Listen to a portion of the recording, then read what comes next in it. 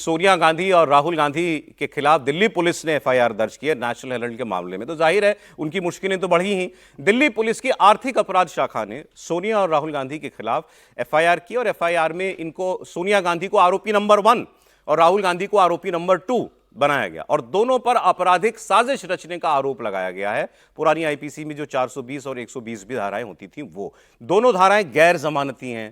इन दोनों से दोबारा पूछताछ भी होगी, इनको समन भी जाएगा और अगर जरूरी लगा तो गिरफ्तारी भी हो सकती है। ये सब मतलब इसमें किया जा सकता है। होगा क्या ये हम नहीं कह सकते। इस एफआईआर में इंडियन ओवरसीज कांग्रेस के अध्यक्ष सैम पित्रोदा के अलावा 3 कंपनियों के नाम हैं।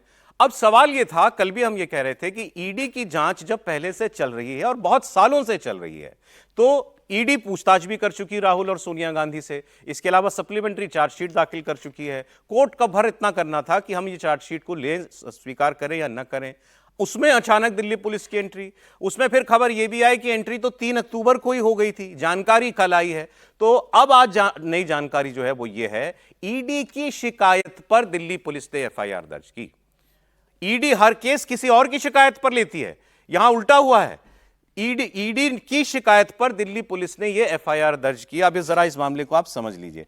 इसके ये करने के लिए कोई एक सुप्रीम कोर्ट की किसी मामले का हवाला भी दिया गया है कि ऐसा किया जा सकता है।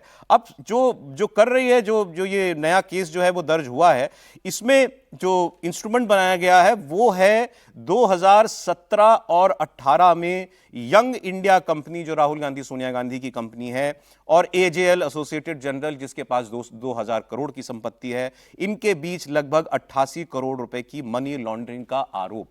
यह आरोप ईडी ने लगाया और इस पर केस दर्ज किया दिल्ली पुलिस की इकोनॉमिक ऑफेंसेस विंग ने। इतना आपको समझ में आ गया। अब सवाल यह कि ये तो ईडी को अगर वो 2017-18 की जांच कर रही है तो ये बात भी उसको कई साल से मालूम है। आज हम 25 में खड़े हैं, तो 8 साल पुरानी बात है। अब क्यों इसमें दिल्ली पुलिस की एंट्री हुई? तो इसका जवाब जो आज अखबारों में छपा है, और मैं ये बात क्लियर आपको यहां कहना चाहता हूं, समीर जी खड़े हैं। कल ये हमने खबर आपको दी, ब्रेक हुआ, और ब्रेक में समीर जी को अब सर बता दूं सारी बात, बता दूं।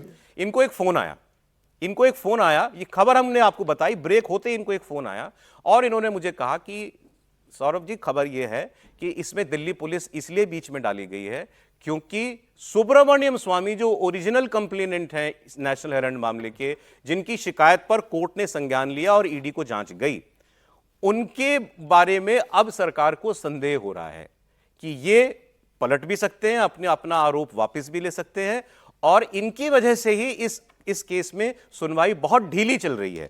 यह भी आज अखबारों में कहा गया है, सोर्सेस की वजह की, मतलब जो सरकार में लोग बैठे उनके हवाले से, कि 11 साल हो गए केस चलते हुए नेशनल हेराल्ड का। हम भी पूछते हैं ना भाई, क्या केस चले जा रहा है, हुआ क्या केस में? तो लिखा है कि यह हैरानी सरकार में बैठे लोगों को भी है कि 11 साल में अभी तक अदालत में गवाहों की बयान भी दर्ज नहीं हुए। 11 साल हो गए। इसमें शक उनका सुब्रमण्यम स्वामी पर। सुब्रमण्यम स्वामी और बीजेपी के क्या रिश्ते हैं आप सब जानते हैं। वो बिल्कुल खुल के बागी हैं, बस इतना है कि बीजेपी उनको निकाल नहीं रही और ना वो इस्तीफा दे रहे हैं, लेकिन हैं दोनों बिल्कुल दो नॉर्थ पोल साउथ पोल। तो ये बात मुझे कल समीर जी ने प्रोग्राम में बताई थी और आज मैंने अखबार में पढ़ा तो मुझे सबसे पहले आप ही का ख्याल आया सर। तो ये मजबूरी है कि सुब्रमण्यम स्वामी पलट सकते हैं। बिल्कुल, और खबर ये भी आ रही है कि सुब्रमण्यम स्वामी कांग्रेस के एक बड़े नेता के संपर्क में है, बहुत बड़े नेता से। अब उनकी क्या बातचीत हुई है इस पूरे मामले को लेकर, क्योंकि ये मामला तो 26 जून 2014 को सुब्रमण्यम स्वामी कोर्ट पर लेकर गए थे। इस पूरे मामले को लोग उन्होंने एक्सपोज किया था 2014 में 26 जून 2014 को वो लेकर गए थे। इस मामले में उन्होंने दर्ज किया था मामला। और अभी पिछले कुछ समय से वो जिस तरीके से इस मामले में लापरवाही बरत रहे थे, या जिस तरीके से वो सोनिया और राहुल गांधी को इसमें से बचाने की उनकी जो कोशिशें चल रही थी, मुझे लग रहा है कि अब इस मामले में सरकार को लगा कि जब हमारे पास इतना ज्यादा डॉक्यूमेंट्स है इनके खिलाफ, तो ऐसी एक असहज स्थिति ना हो जाए कि मतलब कोर्ट में जवाब देना। तो मुझे लग रहा है कि फिर ईडी ने अभी ये मामला दिल्ली पुलिस के अपराध इकोनॉमिक ऑफेंस विंग को कहा, उन्होंने 420, 403 और 406 और तमाम मामलों में दर्ज किया है। अब राहुल गांधी और सोनिया गांधी से दिल्ली पुलिस कब पूछताछ के लिए बुलाती है। हालांकि ईडी का जो मामला है, जो राहुल जेवेंडी कोर्ट का, उसका 16 दिसंबर को फैसला आने वाला है, वो अभी उन्होंने होल्ड पर रखा है। तो 16 दिसंबर को फैसला आएगा, तब भी मुझे लगता है कि सत्र चल रहा होगा तो उस समय फैसला आ जाएगा, या हो सकता है कि 16 दिसंबर से डेट आगे बढ़ा दी जाए। लेकिन जब दिल्ली पुलिस ने इकोनॉमिक ऑफेंसिव में मामला दर्ज किया, और जिन धाराओं में मामला दर्ज किया है वो बहुत संगीन धारा है, बहुत नॉर्मल नहीं है। बेसिकली प्लान बी है, प्लान ए किसी वजह से अगर मजबूत है, ये ना बहुत चल पाए मजबूत है। ये जो दर्ज किया गया है इसमें गैर जमानती भी है, और इसमें अब दिल्ली पुलिस को बुलाना पड़ेगा। ऐसा नहीं है कि ऐसे एफआईआर दर्ज करके आप छोड़ देंगे। ये जो है ना, ये आने वाला समय मुझे लगता है राहुल और सोनिया गांधी के लिए बहुत मुश्किल वाला होगा, क्योंकि दिल्ली पुलिस बुलाएगी, मामला आपको बताओ, ईडी के मामला चल रहा है ऑलरेडी, तो जवाब देना पड़ेगा आपको। ये जो 88 करोड़ रुपए हैं जो केस दिल्ली पुलिस ने दर्ज किया कि 2017-18 में 88 करोड़ रुपए की मनी लॉन्ड्रिंग हुई, इसमें आरोपी बनाया गया सोनिया राहुल गांधी को। इसमें कहा गया है कि इन्होंने फर्जी विज्ञापन, फर्जी किराए और फर्जी दान के नाम पर यह पैसा लिया और यह पैसा घुमाया गया। बेसिकली ये कि ये मतलब उन हेड्स में पैसा लिया जिसमें ओरिजिनली कोई ट्रांजैक्शन हुआ ही नहीं, ना किसी ने कोई किराया दिया, ना किसी ने कोई चंदा दिया, लेकिन वो रुपया ट्रैवल किया। ये आरोप जो है मोटा मोटा है। और